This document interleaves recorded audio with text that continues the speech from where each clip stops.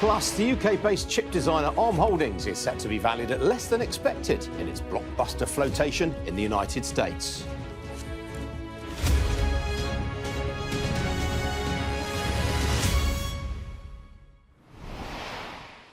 Good morning from a very sunny city of London. This is Business Live with me, Ian King. We begin today with a big rise in fuel prices. According to the RAC, drivers were hit last month by some of the biggest price hikes in decades.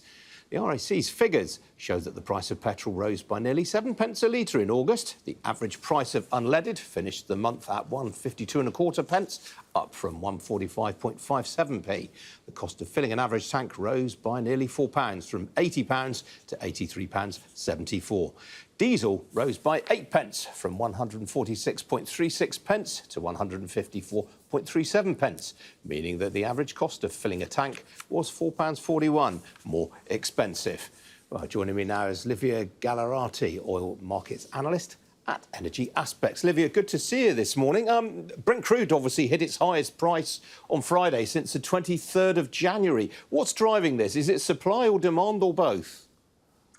Well, it's both. On the supply side, we have obviously seen significant production cuts by the group of producers, OPEC, and their allies in the group, Russia, and some other countries. So that's having a significant impact on supply available to the market. But also on the demand side, we have seen China in particular and other Asian countries coming back to the market, buying up supplies in the Atlantic Basin. And that has had a significant impact on your Atlantic Basin benchmark, so Brent and WTI. Well, let's talk about supply in the first instance. You mentioned there OPEC Plus. We're expecting confirmation of production cuts from them this week. Is it nailed on? Is there any doubt in your mind that that will happen? We are thinking it is very likely that Saudi Arabia will extend its 1 million barrels per day voluntary cut into October, if not the full extent, at least some of it. Russia is also looking very likely to extend its voluntary cuts into October as well. So, yeah, we are looking at restrained supply in the coming months too. OPEC Plus has not always been particularly disciplined about observing production cuts, and the Russians in particular. You think the discipline is holding this time around? Yes, all the data that we are looking at points to compliance with the cuts, both from the Middle Eastern producers as well as Russia. We are seeing decreased exports and decreased production. Now, if you look at the United States, its production there is close to its pre-pandemic peak, yet it doesn't seem to have displaced the Saudis this time around as the sort of global swing producer. Well, you are seeing increased demand in the US, so that's keeping a lot of domestic production domestic. Overall, with the production cuts from OPEC, you're actually having less supply in the global market, even with the increased US production. So net, the market is tighter regardless. Now, what about the demand side? You touched on China just a moment ago. We've had overnight these fresh stimulus measures in China from the authorities. Is that going to push the demand side of the equation? Well, the Chinese situation, the oil demand data is extremely strong, and we have a lot of colleagues traveling across Asia at the moment, and everything they're hearing from the market just reinforces that view. Despite the weak macro backdrop, the oil demand situation is very, very strong, particularly for transportation fuels. So we are not worried about demand coming out of China at all in the coming months. Obviously, today is a bank holiday in the United States. It traditionally marks the end of the so-called driving season. Where do you see US demand in coming months? We are seeing US refinery demand ramping up progressively in the next couple of months. The only caveat to that is that we are heading into refinery turnaround season, not just in the US, but globally, so in Europe and Asia as well. So that should give some respite to oil demand, at least for the crude on the refinery side. The problem is the products demand will not necessarily be lessened, but your refinery throughput will be lower. Therefore, we're not expecting pump prices necessarily to go lower. Well, I was going to say, I mean, if on the basis of everything that you've told me, Livia, I think the takeaway is that we shouldn't expect Brent crude to go much below $80 a barrel for the rest of the year. No, we're definitely not expecting that. And if anything, we are expecting prices to grind higher in the coming weeks and months, probably above $90 because of all the factors we've discussed. All right, Livia, really good to talk to you today. Thanks for joining me. Thank you. Some other business news stories for you now. And Ryanair said today that more than 350 flights affecting 63,000 of its passengers were affected by last week's failure at National Air Traffic Control.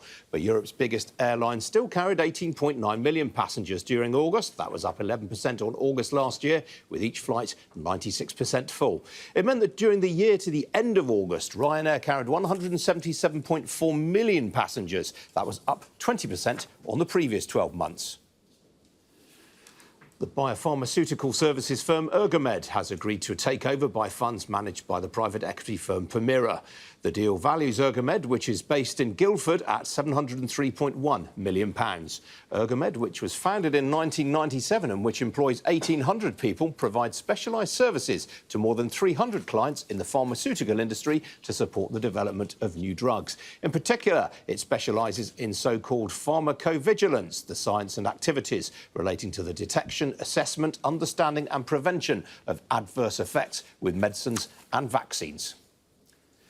Shares of Wood Group rose by more than 1.25% this morning after the consulting and engineering company signed a contract with Harbour Energy, the biggest independent operator in the UK North Sea. That deal said to be worth $330 million. Well, under the agreement, Wood will provide engineering, procurement and construction and operations and maintenance services for a number of Harbour's offshore assets in the UK North Sea. The company said the partnership will support the employment of hundreds of people from Wood's operations business in Aberdeen and in the North Sea, and was expected to lead to new jobs being created next year.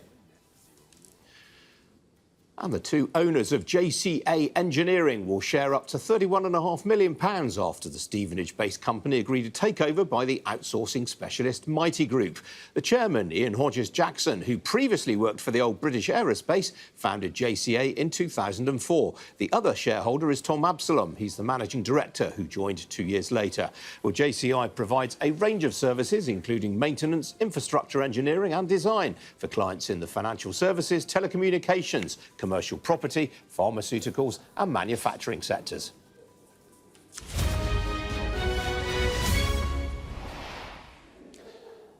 Well, news of fresh measures from the Chinese authorities to stimulate the economy gave stocks in the Asia-Pacific region a lift overnight. You can see the movements there, all of the main indices in the region in positive territory. That has been followed by gains across Europe this morning.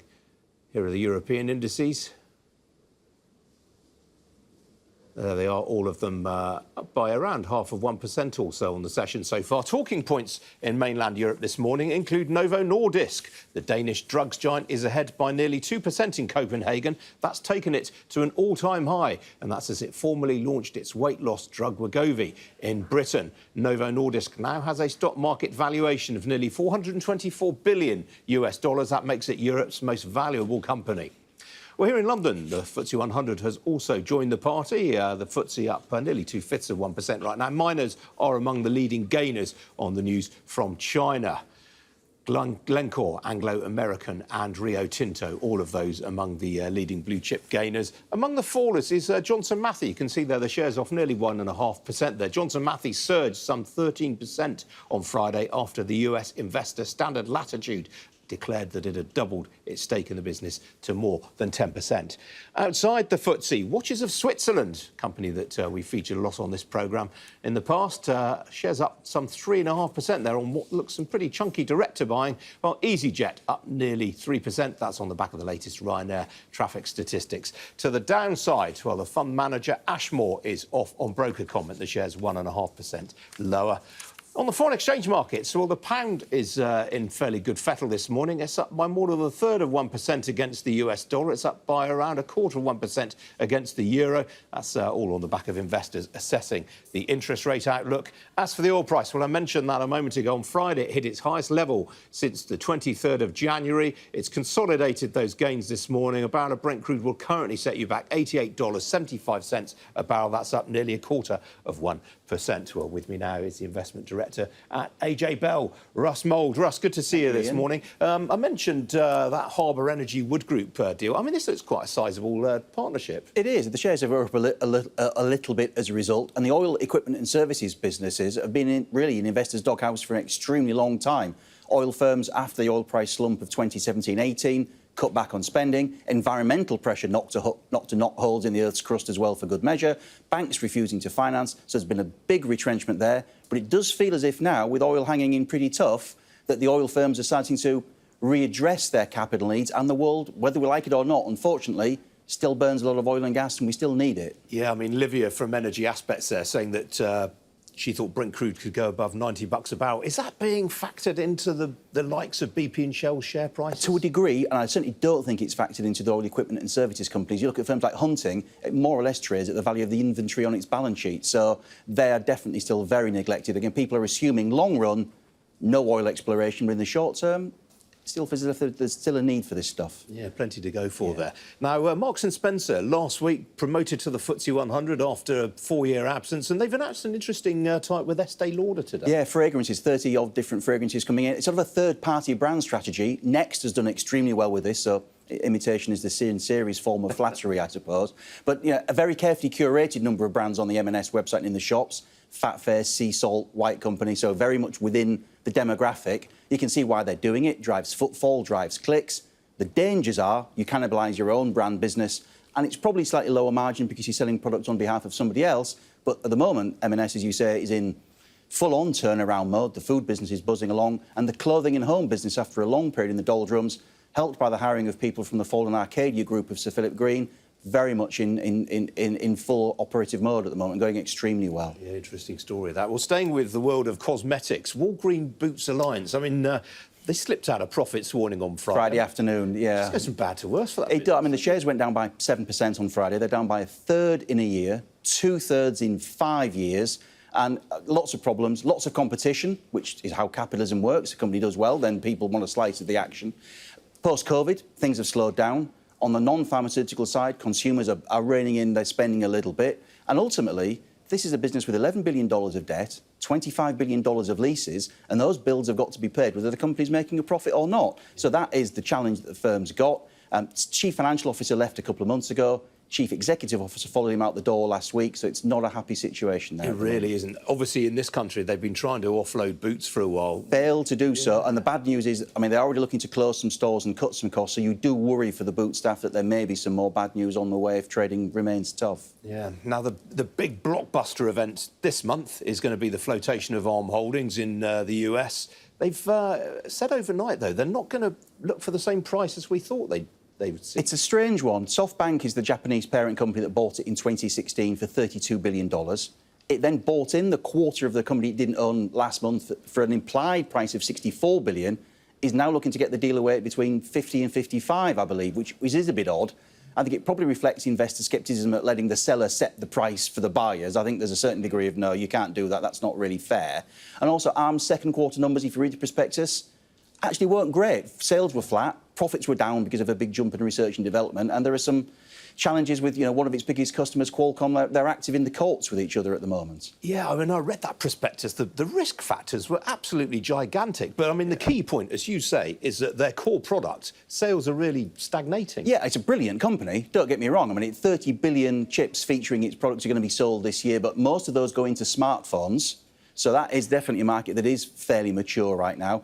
There is a little bit of AI, artificial intelligence hoopla in there, but nowhere near as strong as there is for, say, NVIDIA in the US. But I think what SoftBank are hoping to do is, after a big run in global semiconductor stocks, is ride that, and particularly NVIDIA, that is in full AI hype mode, is get a very fat price, because SoftBank, it picked some dogs recently, I think, it's fair to say. The technical expression. Yeah, with WeWork and FTX, some big investments have gone wrong. It's looking to prove that actually it can still do a really good job and that its ultimate success doesn't lie with one really good investment in Alibaba 20-odd years ago, which, if you were rude, you would say was just a bit of good luck, and if you were being kind, would say was a really, really good spot. But they need a successful deal, so they'll be looking to get it away at a sensible price, you hope. But equally, if this deal goes badly, there'll be a lot of investment bankers looking at their Christmas diaries pretty forlornly, because there'll be a lot of deals hoping to come through on the back of this one. Yeah, can't understate the importance of it, can we? Russ, always good to see Thank you. Thanks for joining me today. Still to come here on Business Live. Profits are up at the estate agency and lettings group Belvoir. Will be speaking next with its chief executive. Don't go away.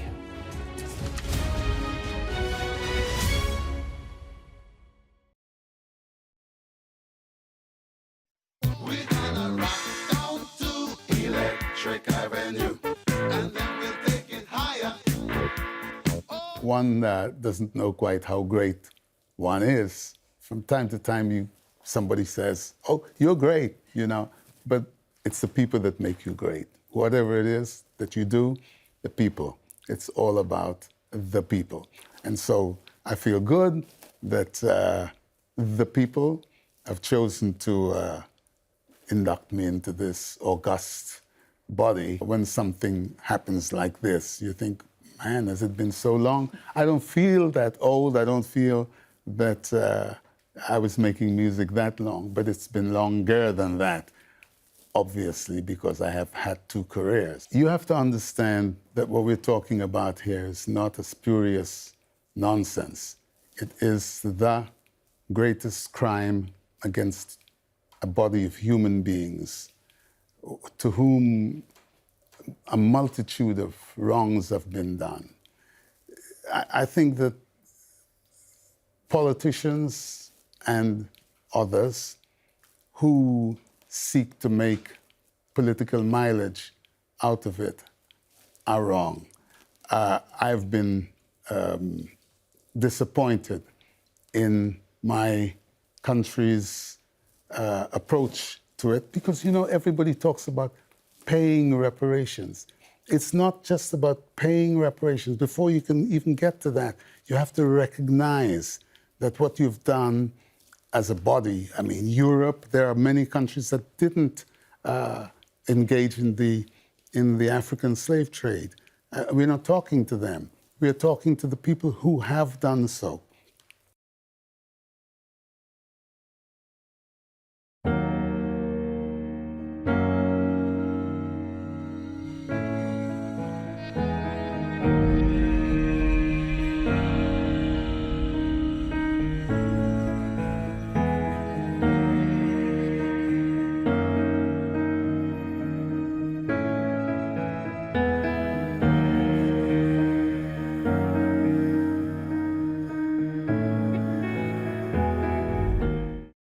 It's like Emirates. It's like better.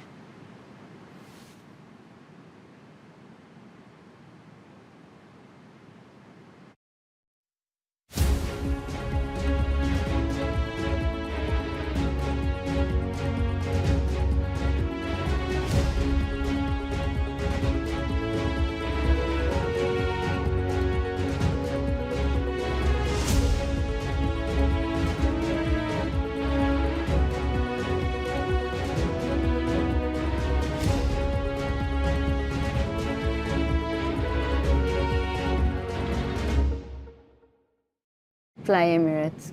Fly better. Thank you. Welcome back. Now, Friday last week brought news from Nationwide that house prices fell last month at their fastest rate since July 2009, with the lender noting a big decline in housing transactions among properties being bought by people moving up the property ladder and buy-to-let landlords. One company exposed to both sectors is Belvoir, which runs franchised estate agency and lettings businesses such as Northwood and Mr and Mrs Clark, and which also owns a network of mortgage advisors. Today, it reported a pre-tax profit of £4.4 million for the 6 months to the end of June. That was up 10% on the previous 12 months. Well, joining me now is Dorian Galsalves. He's the Chief Executive of Belvoir. Dorian, good to see you this morning. I mean, what comes across in these numbers is the strength of the lettings market, particularly in comparison with the sales market. Good morning, and it really is. And if I give you a sort of a general view on the lettings market at the moment, rents are rising by around 10% in most areas of the UK, and in fact, in Scotland, rents have gone up by 15% over the last 12 months. And the real reason for that is that demand is way outstripping supply. So supply is down by around 27% compared with the average over the last 5 years, and yet demand is up by 57% versus a falling number of properties available to rent. And what's happening is that if you're a tenant and you are looking to rent a property, chances are that you will be up against 10 or 15 other people who are also looking to rent that same property, and therefore rents are going up, as I say, by around 10% year on year. Dorian, that is a staggering statistic that you've just mentioned there. Supply down 27%. Is that down to buy-to-let landlords throwing in the towel following all these tax changes? Well, just to be clear, when I say supply, the size of the private rented sector, i.e. the number of properties with people living in them, which are privately rented, that number hasn't fallen. But what has fallen are the number of properties available to rent, on Rightmove and on Zoopla. If you look in almost any area in the country, you will see a significantly fewer number of properties available to rent today compared with 12 months ago. And, is it down to landlords throwing the towel out? There are a number of reasons. Landlords are under pressure in terms of increased mortgage costs. There are higher EPC costs on the horizon. Landlords also pay higher tax when they buy a property compared with a first-time buyer. And I think the real issue here is a lack of supply. That's at the heart of it. So we need to see some encouragement of landlords back into the sector so that rental inflation doesn't continue in double figures. Now, what about on the sales side of things? What are your mortgage advisors hearing from customers just now? Yeah, sure. I mean, on the property sales side, across the UK, the number of property transactions is around 20% down. Now, that doesn't compare with the crash back in 2008 when the number of transactions fell by 44%. So but 18 to 20% down in the first half of this year is still quite significant. And of course, that carries across into financial services. But it's only to be expected. Borrowing costs are much higher. Property prices, as you rightly said at the beginning, Ian, Nationwide have reported that prices are down by 3.8%. That actually is the most pessimistic index, may I add. Rightmove are reporting that property prices over the last 12 months are around the same as they were 12 months ago. ONS is reporting a slight gain over the last 12 months. And you've got one or two other sort of indexes somewhere in between. But, it is fair to say that property prices are falling at sort of less than 5% over the last 12 months. And I suspect they will fall a little bit further over the next sort of 3 to 6 months. But again, it's not a crash in the definition of a housing crash. We're obviously expecting at least one more interest rate rise from the Bank of England, which next meets on the 21st of September this month. Yet we are seeing some mortgage lenders starting to bring down lending rates slightly. Where do you think the market goes from here? Yeah, that's correct, Ian, in that, I think most people expect rates to top out before the end of the year, which will be very positive. Our business has outperformed all three sort of sectors that we operate in, including financial services and property sales. So we're very optimistic about the sort of look forward, and what I think will happen is when rates do top out, people will have more confidence in sort of buying a property, and that will have an impact on the property sales market. But I suspect the next 3 to 6 months is probably more of the same. And in terms of how you're running the business just now, Dorian, you've been quite acquisitive in the recent past. Is that sort of activity on hold now while you wait for things to settle down? Well, incredibly. I mean, we are at the heart of our business. We are a franchise business, and I love franchising. It's got so many sort of benefits. Somebody can start a business on their own, but with the help and support of a franchisor. And what I'm coming to is that we've helped our franchisees to acquire 139 businesses over the last few years, which is incredible. And we ourselves have made 12 acquisitions over the last few years. We remain very acquisitive and opportunistic. We've increased our dividend by 25% this time around, which was announced this morning. A 25% pay rise for shareholders will always go down well, and that just signals that we're very, very confident about the future. All right, Dorian, really busy day for your results day. We do appreciate you spending the time to chat. Good to see you again. Thank you. Thank you. Thank you. Now, pulses are racing in the Westminster Village as the Labour leader, Sir Keir Starmer, has been reshuffling his shadow cabinet this morning. Our correspondent, Sam Coates, has the latest. Our deputy political editor, Sam Coates, I should say. Sam, what's the latest? Good morning, Ian. I'm standing outside Parliamentary Estate, Portcullis House, where the reshuffle is underway. Some big moves. So we have a new figure running the whole Labour general election campaign. This, Ian, I suspect is one of the biggest moves in this reshuffle. Pat McFadden, who is on the right of the Labour Party, once upon a time you would have called him a Blairite, close to Tony Blair, has been made Shadow Chancellor of the Duchy of Lancaster, which is a big sort of job from where you can do lots of attack dog stuff, and he is made campaign coordinator for the general election. So a big figure from the right of the party wins at a time where figures from the left, Lisa Nandy out, or downed, rather. Angela Rayner kind of shunted to the side to levelling up, score draw. She hasn't been demoted but nor promoted. Other appointments, Shabana Mahmood, popular figure in the party, moves to Justice. Steve Reid, who did hold that job, he's probably more on the centre right of the party. He goes into the environment and rural affairs brief. Obviously, Ed Miliband does climate change, so that's a busy brief there. Keir Starmer stamping his authority on the party. Lots of moves. Rosina Allen-Khan out. She has decided to step aside after Keir Starmer decided that he wanted to move her from the mental health brief. So lots and lots of moving parts this morning. Thanks, Sam. More from Sam, no doubt, in the next hour or so. Well, join me again at 4:30 this afternoon. Look forward to seeing you then. Thanks for joining me now. Cheerio.